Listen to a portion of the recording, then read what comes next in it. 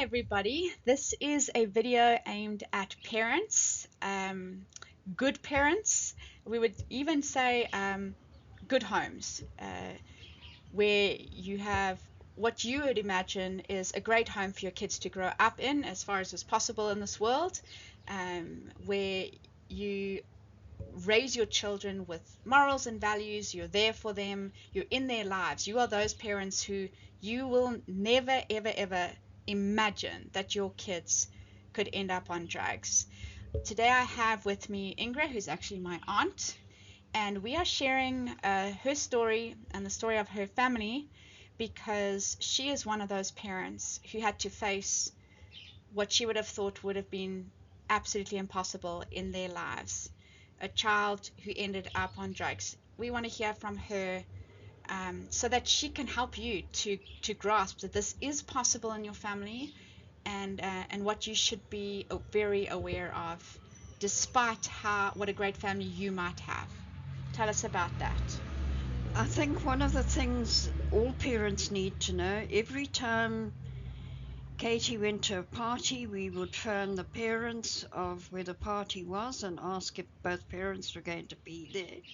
And we were always assured that the parents would be there. And then 9 times out of 10, when we arrived to fetch Kate, there wasn't an adult in sight. And that's where the drugging started, at those parties, because there was nobody to check what was going on. Now, these are decent kids from a sort of Christian private school in the Cape, wealthy families where, they're good people that would probably be your friends, people you associate with, that you would trust. And this is not about blaming parents. This is about creating awareness for what kids are up to and what is available. Now, this is how many years ago now would we be saying these parties were happening? 15 years ago or more? Yeah. So now we're going back in some time, but already at this stage, what was available to Kate and her friends? Dacha, tick, heroin At parties. at parties. So this is available to teenagers at a party at someone's house where the parents are decent, parents are checking in, but this is still available right in front of them. That the thing is that the kids, by the time they're 16, 17, all know where to go to buy the drugs. And we live in a smallish town, so everybody knew where to go and buy the drugs. And it was so easy. You just go along, buy the drugs, go to the party, and share it amongst your friends. The way they got needles, one of them was diabetic, so he would go to the chemist and order his month of needles from one chemist, and he would go to every chemist in town and do that. So that's how they got the needles. Not difficult.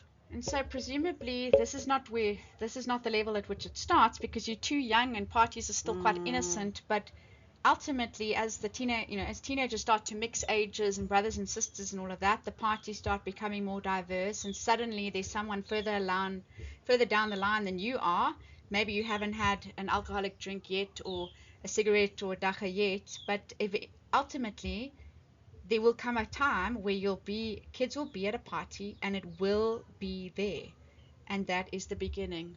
Yeah, and another thing I would say to parents, whether your children like it or not, put trackers on their phones, because they can say they at Susie's house for the party, you pick them up from that house.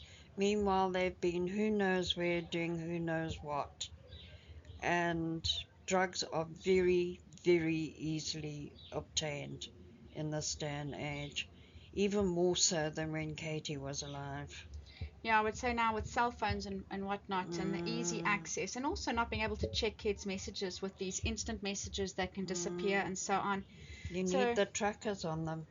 So that's just an opener to just what it was like and how easy it was even 15 years ago. So that's the first of our discussions. We'll be back for more. Bye for now.